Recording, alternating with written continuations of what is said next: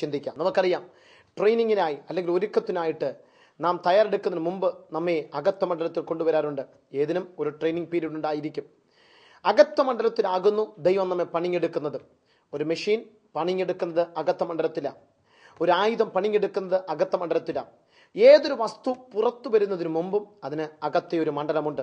ഏത് വസ്തു എടുത്താലും നാം പുറത്തു വരുന്നതിന് മുമ്പ് അമ്മയുടെ ഉദരത്തിൽ ഒരു അകത്ത മണ്ഡലമായിട്ടാകുന്നു നാം ജീവിക്കുന്നത്. ഒരു ആയുധം പുറത്തു വരുന്നതിന് മുമ്പ് അതിനൊരു അകത്ത മണ്ഡലമുണ്ട്. ഒരു ഫാൻ പുറത്തു വരുന്നതിന് മുമ്പ് മെഷീനിലൂടെ പല മണ്ഡലത്തൂടെ അകത്ത മണ്ഡലത്തിൽ കടന്ന ശേഷമാണ് അത് പുറത്തു വരുന്നത്. എന്തിനു വേണ്ടിയാ അകത്ത മണ്ഡലത്തിലൂടെ കടത്തിവിടുന്നത്? ദൈവം ആഗ്രഹിക്കുന്ന നിലവാരത്തിൽ നമ്മെ മാറ്റിയെടുക്കുവാൻ തക്കോണം. കുശവന്റെ കയ്യിലെ കളിമണ്ണിനെ കുറിച്ച് യിരെമ്യാ പ്രവചനത്തിൽ നമുക്ക് വായിക്കുവാൻ കഴിയും. അഥവാ കുശവൻ ആഗ്രഹിക്കുന്ന നിലവാരത്തിൽ ആ പാത്രം ആയിത്തീരണമെങ്കിൽ എന്തു ചെയ്യണം? ആ കളിമണ്ണ് കുശവന്റെ കയ്യിൽ വന്ന ശേഷം അകത്തെ മണ്ഡലത്തിൽ കടന്ന് പുറത്തു വരുമ്പോൾ മാത്രമേ ആ കുശവൻ ആഗ്രഹിക്കുന്ന നിലവാരത്തിൽ അത് പ്രയോജനപ്പെടുവാൻ കഴിയുകയുള്ളൂ. ഏതിനും ഒരു അകത്തെ മണ്ഡലമുണ്ട്. പുറത്തെ മണ്ഡലത്തിൽ പാപത്താൽ രൂപീകരിക്കപ്പെട്ട, പാപത്താൽ നിയന്ത്രിക്കപ്പെട്ട, പൈശാചിക ശക്തികളാൽ ബന്ധിക്കപ്പെട്ട് ജീവിതത്തിന്റെ അർത്ഥങ്ങൾ നഷ്ടപ്പെട്ട നിന്നെ ദൈവഹിത പ്രകാരമുള്ള ഒരു ആയുധമാക്കി തീർക്കുവാൻ നീ അകത്തു വന്നേ മതിയാകുള്ളൂ. അതുകൊണ്ടത്ര സ്വർഗത്തിലെ ദൈവം പറയുന്നത്, നീ വാതിലാകുന്ന എന്നിലൂടെ കടന്നു വന്ന ശേഷം നീ അകത്ത മണ്ഡലത്തിൽ വരണം.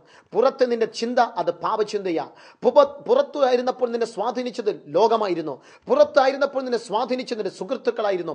പുറത്തായിരുന്നപ്പോൾ നിന്നെ സ്വാധീനിച്ചത് ലോകത്തിന്റെ ചട്ടക്കൂടുകളും നിന്റെ പാരമ്പര്യങ്ങളും പിശാചിന്റെ സ്വാധീനങ്ങളും പാപത്തിന്റെ അമിക്കയറുകളുമാണ്. എന്നാൽ അതിൽ നിന്നും നിന്നെ പുറത്തു കൊണ്ടുവരാൻ കഴിയണമെങ്കിൽ നീ അകത്തു വന്ന് യേശുവിന്റെ നാമത്തിൽ സ്വാതന്ത്ര്യം പ്രാപിച്ചേ മതിയാകുള്ളൂ. നിന്നെ അകത്ത മണ്ഡലത്തിൽ അവൻ സ്വഭാവ രൂപീകരണം ഉണ്ടാക്കും. അകത്ത മണ്ഡലത്തിൽ നിന്റെ ഹൃദയത്തുള്ള മുറിവുകളെ അവൻ സൗഖ്യമാക്കും. അകത്ത മണ്ഡലത്തിൽ എന്ത് ചെയ്യുമെന്നറിയാമോ? നിന്റെ ഒരു പുതിയ വ്യക്തിത്വത്തെ അവൻ നൽകിയ ശേഷം നിന്നെ പുറത്തേക്ക് ഇടുവാൻ അവൻ സർവശക്തനാകുന്നു. ദൈവത്തിന്റെ വചനം നാം എടുത്ത് പരിശോധിച്ചു കഴിഞ്ഞാൽ ദൈവത്തിന്റെ അഭിഷക്തന്മാർക്കെല്ലാം ഒരു അകത്തെ മണ്ഡലം ഉണ്ടായിരുന്നു. മോശെ ശ്രദ്ധിച്ചാട്ടെ, അവൻ ഇസ്രായേൽ ജനത്തോടൊപ്പം നടക്കുന്നതിന് മുമ്പ് അവൻ ഫറവോന്റെ കൊട്ടാരത്തിൽ നടന്നൊരു സമയമുണ്ട്. അവൻ ദൈവത്തോട് ചേർന്ന് നടന്നൊരു സമയമുണ്ട്. അവന് ദൈവത്തിൽ നിന്നും ദൈവിക ബന്ധമുണ്ടായിരുന്നെങ്കിൽ പോലും തന്റെ വിളിയെക്കുറിച്ചും തിരഞ്ഞെടുപ്പിനെ കുറിച്ചും ഒരു ബോധ്യമില്ലാതെ നിന്ന ഒരു മണ്ഡലമുണ്ടായിരുന്നു. എന്നാൽ ചില ദിവസങ്ങൾക്ക് ശേഷം, ചില വർഷങ്ങൾക്ക് ശേഷം സർവശക്തനായ ദൈവം തന്നെ അകത്ത മണ്ഡലമാകുന്ന അല്ലെങ്കിൽ പർവ്വതത്തിലേക്ക് അവനെ വിളിച്ചു. എന്തിനു വേണ്ടിയാ? അവനുമായി സംസാരിക്കുവാൻ, തൻ്റെ ഹൃദയത്തെ തന്നോടൊപ്പം പകരുവാൻ, തൻ്റെ തേജസ്സിനെ അവൻ്റെ മേൽ പകരുവാൻ, തൻ്റെ ഹൃദയത്തിൻ്റെ ആഗ്രഹങ്ങളെ തൻ്റെ ജനമാകുന്ന ഇസ്രായേലിന്റെ വിടുതലിനെ കുറിച്ച് മോശയ്ക്ക് ഒരു കാഴ്ചപ്പാട് കൊടുക്കേണ്ടതിനും തൻ്റെ പ്ലാനുകൾ തന്നോടൊപ്പം ഷെയർ ചെയ്യേണ്ടതിനുമായി മോശയെ നീ മലമുകളിലേക്ക് കടന്നു വന്നേ മതിയാകുള്ളൂ. നീ താഴ്വരയിൽ നിൽക്കുമ്പോൾ ദൈവത്തിന്റെ ഹൃദയത്തെ നിനക്ക് മനസ്സിലാക്കുവാൻ കഴിയില്ല. നീ പുറത്തു നിൽക്കുമ്പോൾ ദൈവത്തെ ഉണ്ടെന്നും ദൈവത്തിന്റെ പ്രവൃത്തി ഉണ്ടെന്നൊക്കെ അറിയാൻ കഴിയും. പക്ഷെ ദൈവത്തിന്റെ ഹൃദയത്തെ മനസ്സിലാക്കാൻ കഴിയണമെങ്കിൽ അകത്ത മണ്ഡലത്തിൽ വന്നേ മതിയാകുള്ളൂ. ദൈവസന്നിധിയിൽ അതിനായി സമയം വേർതിരിക്കുന്നതിനാൽ ഞാൻ ദൈവത്തെ സ്തുതിക്കുകയാണ്. സർവശക്തനായ ദൈവം അതിനായി നമ്മെ സഹായിക്കട്ടെ. നീ അകത്ത മണ്ഡലത്തിലേക്ക് കടന്നു വരുമ്പോൾ പുറത്ത മണ്ഡലത്തിൽ നിന്നെ അനേക കാര്യങ്ങൾ മാടി വിളിക്കും. ഒരുപക്ഷെ ജോലിയായിരിക്കാം, ഒരുപക്ഷെ നിന്റെ സുഹൃത്തുക്കളായിരിക്കാം, ഒരുപക്ഷെ നിന്റെ മാതാപിതാക്കളായിരിക്കാം, ഒരുപക്ഷെ ബിസിനസ് ആയിരിക്കാം. എന്നാൽ അതൊക്കെ മാറ്റിവെച്ചിട്ട് ദൈവസന്നിധിയിൽ അകത്ത മണ്ഡലത്തിൽ പണിയപ്പെടുവാൻ ഏൽപ്പിച്ചു കൊടുക്കുന്നവൻ കുറച്ച് സമയം കഴിയുമ്പോൾ തീയിൽ കഴിച്ച് പൊന്നിൽ ഊതിക്കടിച്ച് പൊന്നുപോലെ അവൻ പുറത്തു വരും. അവൻ ദൈവിക തേജസ്സുള്ളവനായിരിക്കും. താഴ്വരയിൽ നിൽക്കുന്ന മോശയെ നിന്നോട് എങ്ങനെയാ ജനം പ്രതികരിക്കുന്നത്? അവന്മാർ പിറുപിറുക്കുകയാ, എനിക്കെതിരെ ശാപവാക്കുകൾ പറയുക, ഒറ്റയെണ്ണം അനുസരിക്കുന്നില്ല. മോശയോട് ദൈവം ഇങ്ങനെ പറഞ്ഞു, അവിടെ നിൽക്കണ്ട, കേറിപ്പോരെ, മലമുകളിൽ കടന്നു വന്ന് അകത്ത മണ്ഡലത്തിലേക്ക് വാ. 40 രാവും 40 പകലും അവൻ ദൈവത്തിന്റെ തേജസ്സിൻ അകത്തിരുന്നതായി ദൈവത്തിന്റെ വചനം പറയുന്നു. എന്ത് സംഭവിച്ചു? അവൻ താഴേക്ക് ഇറങ്ങി വന്നപ്പോൾ ഒരു കൂട്ടം ജനം പറയുക, നിന്റെ മുഖം ഞങ്ങൾക്ക് കാണണ്ട, നിന്റെ മുഖത്തിന് തേജസ്സുണ്ട്, ദൈവത്തിന്റെ തേജസ്സുണ്ടെന്ന് പറഞ്ഞ് പിറുപിറുക്കുന്നവന്റെ വായ് അടങ്ങിപ്പോയി, വിമർശിച്ചവന്റെ വായ് അടങ്ങിപ്പോയി, ശത്രുക്കളുടെ വായ് അടങ്ങിപ്പോയി. എന്തുകൊണ്ടാ? ഇവന്റെ പ്രസംഗം നിമിത്തമല്ല. അകത്ത മണ്ഡലത്തിൽ പണിയപ്പെട്ട് നീ പുറത്തു വരുമ്പോൾ നിനക്ക് കരവിരുതും നിനക്ക് നല്ല ചാരുതയും നൽകുന്നത് ലോകത്തിന് മനുഷ്യനല്ല, സർവശക്തനായി ദൈവമാകുന്നു. നിന്നെ തോൽപ്പിക്കുവാൻ, നിന്നെ പരാജയപ്പെടുത്തുവാൻ പിശാചിന് ലോകത്തിനോ ഒരിക്കലും കഴിയില്ല. അതുകൊണ്ടാണ് യേശു പറയുന്നത്, നീ അകത്തേക്ക് വന്നേ മതിയാകുള്ളൂ. അകത്ത മണ്ഡലത്തിൽ അവൻ നിന്റെ സ്വഭാവത്തെ രൂപീകരിക്കും.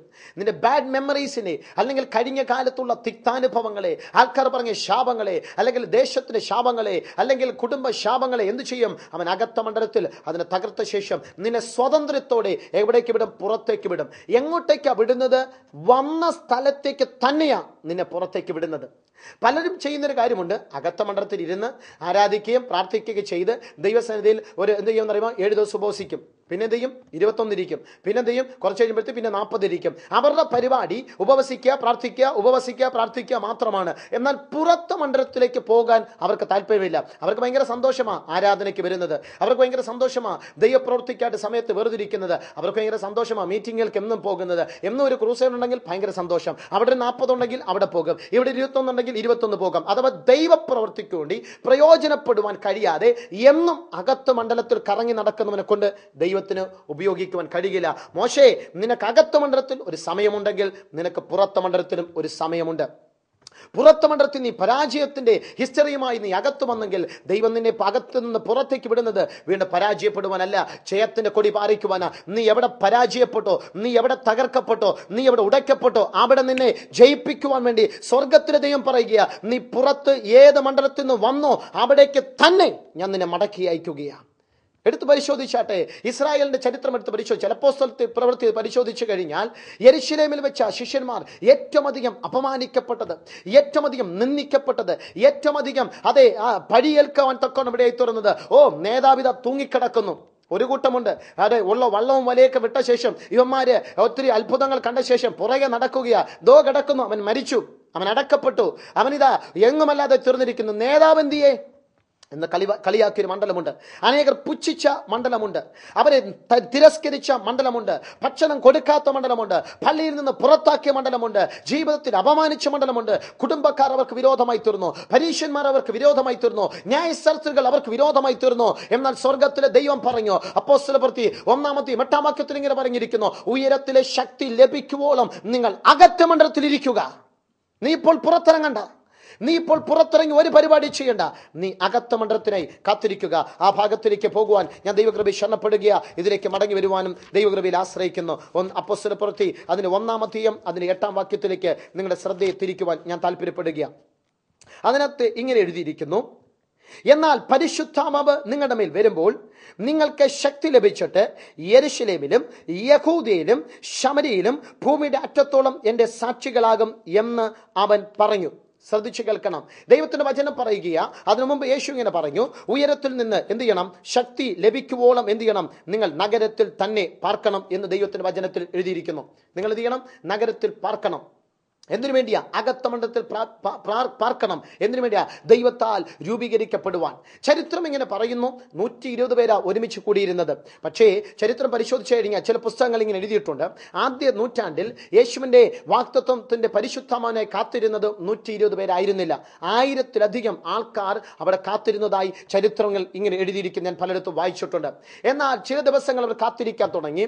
അവരിങ്ങനെ പറഞ്ഞു, ഇത് ചുമ്മാതാ, പരിശുദ്ധമ വരുന്നില്ലെന്ന് പറഞ്ഞ് ഒരുത്തന്മാരെ പൊരിയാൻ തുടങ്ങി. 10 പേര് പോകാൻ തുടങ്ങി, 20 പേര് പോകാൻ തുടങ്ങി, 500 പേര് പോകാൻ തുടങ്ങി. അങ്ങനെ സംഖ്യ കുറഞ്ഞ് വന്ന് മാളിക മുറിക്കകത്ത് 120 പേർ മാത്രമായി. ഇന്നും ഹല്ലേലൂയ, ഈ ഇടയ്ക്ക് എവിടെ പ്രസംഗിച്ചപ്പോൾ ഞാൻ ഇങ്ങനെ കേൾക്കുവാൻ തക്കണം ഇവിടെ തുറന്നു. യഥാർത്ഥത്തിൽ ആ റൂമിന്റെ സ്ഥലപരിമിതി നോക്കിക്കഴിഞ്ഞാൽ 120 പേർക്ക് പോലും അതിനകത്തിരിക്കാൻ കഴിയുകയില്ല.